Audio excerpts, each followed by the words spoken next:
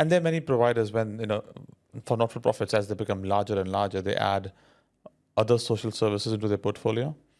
And as a one union, a large organization who's delivering services to multiple organizations or multiple service streams, you end up cross-subsidizing one funding to the other. So how does what is a value or what's the value of, saying, okay, let's have the service stream, which is not financially viable, fund through the other? Or do we cross-subsidize? What's the principles on there? Yeah, it's interesting. Like, we deal mainly with not-for-profit organisations, so they're very mission-focused. Yeah. And I guess they're always making decisions around what are our strengths as a provider, who's the group of people who we are committed to ensuring better outcomes for. And ethically, there are times when they might actually make some decisions around, okay, this is not quite working for us, we'll hold on to it for a while. I think a really good example of that at the moment is in therapy, where it seems like a lot of organisations are losing significant money in therapy. They're holding on to it because, like, they have this decades of experience. They have specialisation and capabilities that are rare and hard to find elsewhere. If they stop doing it, then there's a real question about who would.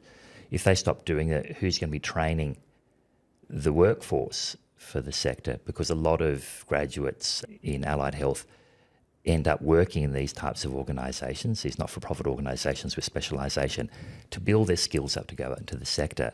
So you can see that their providers want to hold on to that for as long as possible, purely from a mission perspective. And so some cross-subsidisation may occur, but it's not sustainable. No. And ethically, it's not sustainable, and they also know that. So at some point, they're going to have to start making those more pragmatic business decisions around exiting.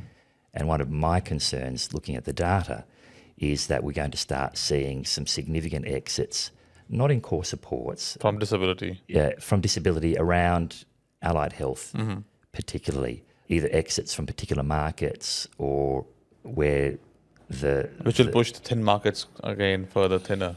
Yeah, it makes thin markets thinner, and that thin markets might be like regional and remote, but it can also be the metro. Yeah, metro pockets, specialised, delivery for particular people, like kids with very significant. Not everybody needs an OT. Yeah, as a default, everybody just starts with an OT. And some people need more specialised OTs. Yeah. Than others do, and it's that specialisation and that ability to deal with complexity that I'm particularly concerned about. And that's because there's one price for everything. Yeah.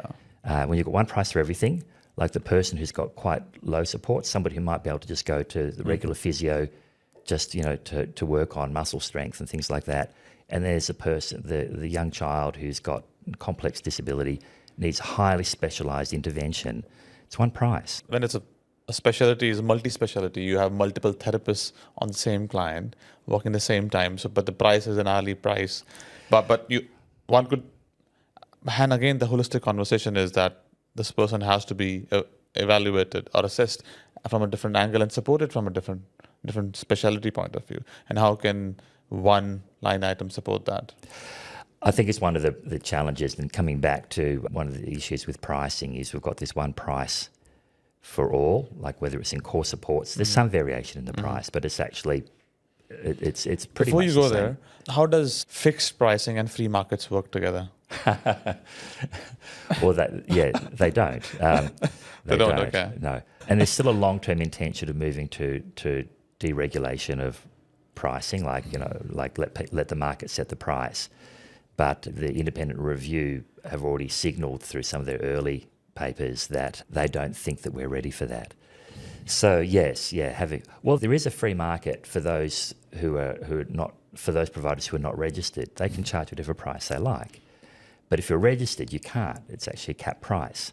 So we've got this kind of two-tier market, and one part of the market can do whatever they like, and one is actually really kind of locked in, and that presents its own challenges. It's very hard to compete.